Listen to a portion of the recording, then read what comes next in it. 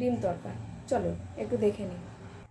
দেখো, প্রথমেই আমি তরকার ডালটা সেদ্ধ করে রেখেছি। শুধু তরকার ডাল দিইনি, এর সঙ্গে ঘরে থাকা যে কোনো ডাল দেবে।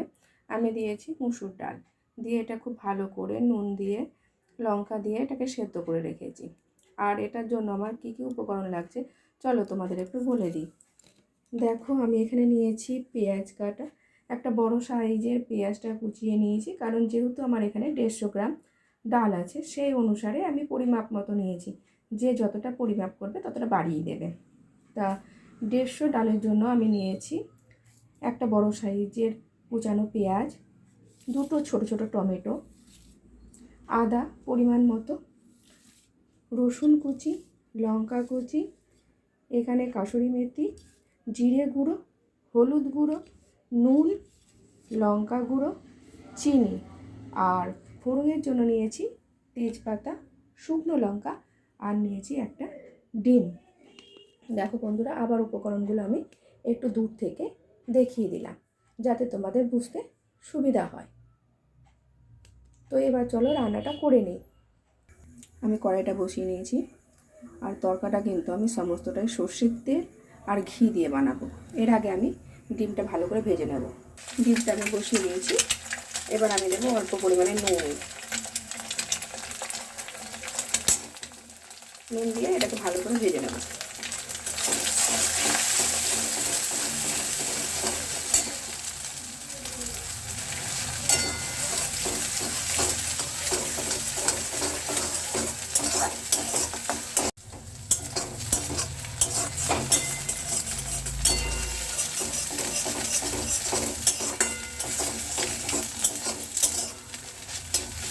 ডিম ভাজাটা নিজের ওপরে নির্ভর করছে।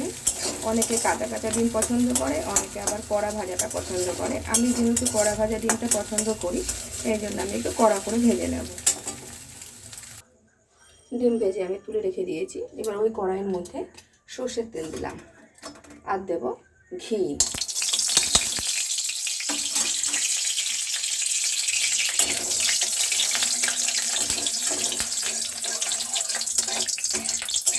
এবার এটার মধ্যে ফোড়নে দেবো তেজপাতা আর শুকনো লঙ্কা।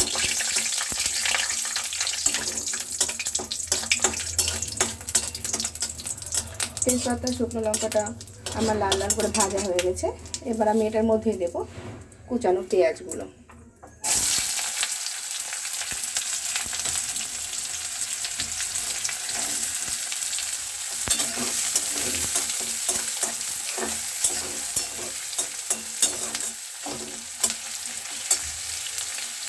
পেঁয়াজটা আমার লাল লাল করে ভাজা হয়ে গেছে।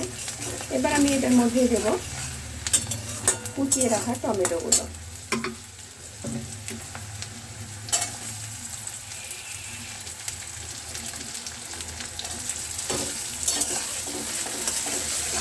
টমেটোটা পেঁয়াজের সঙ্গে খুব ভালো করে আমি ভেজে নেব।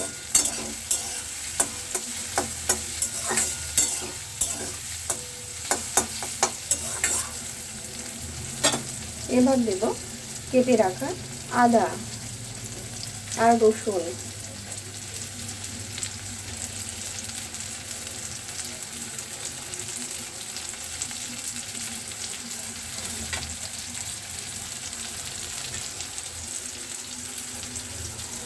এটা খুব ভালো করে নাড়িয়ে নেব।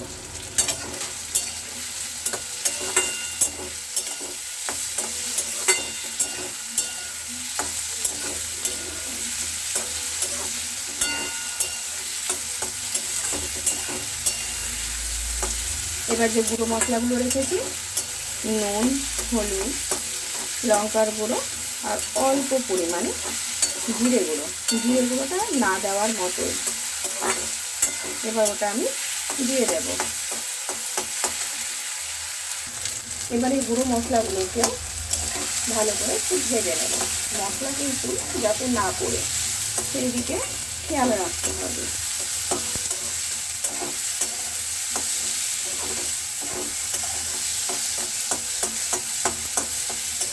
এবার দেব কুচিয়ে রাখা কাঁচা লঙ্কাগুলো। এবার আমি দেব অল্প পরিমাণে জল মশলাটা কষানোর জন্য।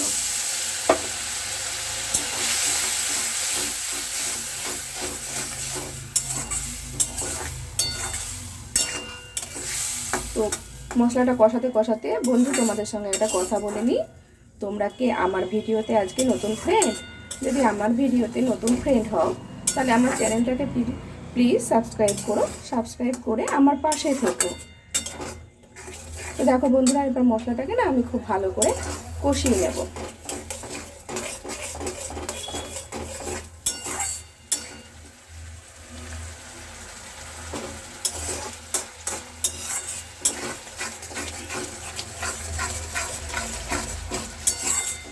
মশলাটা থেকে যখন তেল ছেড়ে যাবে তখন আমি সেদ্ধ করে রাখা তরকার ডালটা দিয়ে দেব।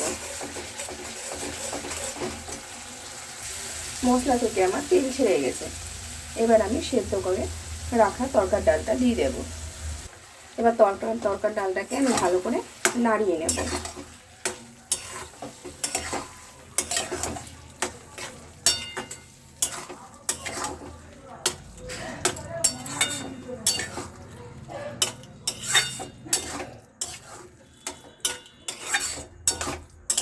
এবার আমি ভেজে রাখা ডিমগুলো দিয়ে দেব।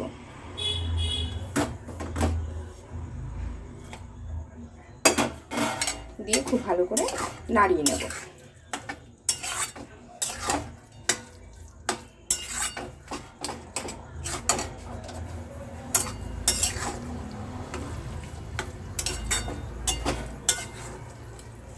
এবার আমি পরিমাণ মতো জল দেব।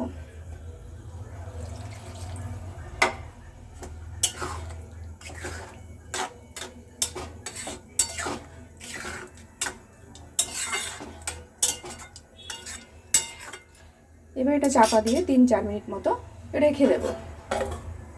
এবার আমি ঢাকনাটা খুলে দেখে নেব।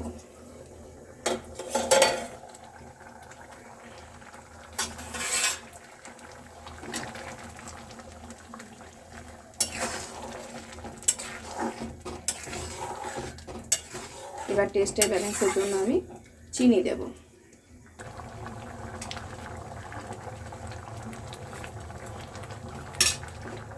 ভালো করে নাড়িয়ে নেব।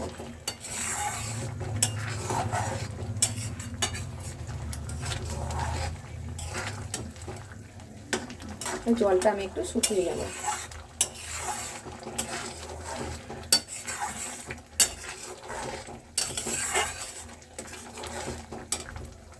এর থেকে বেশি জল আমি শুকাবো না, এরকমই রাখবো, কারণ এটা যখন ঠান্ডা হবে তখন জলটা শুকিয়ে যাবে, অনেকটা টেনে যাবে। এবার সুন্দর সুগন্ধের জন্য কাসুরি মেথি আমি এটার মধ্যে দিয়ে দেবো, আর সেটা দেবো অল্প পরিমাণে, বেশি দিলে তেতো হয়ে যাবে। এটা ভালো করে নামিয়ে নেব।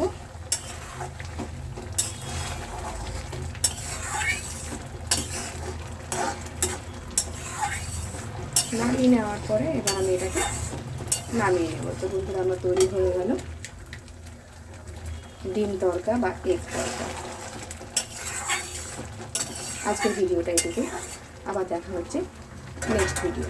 টাটা বাই, সুস্থ থেকো, ভালো থেকো। ফাইনাল লুকটা আবার সামনে থেকে তোমাকে দেখিয়ে দেবো।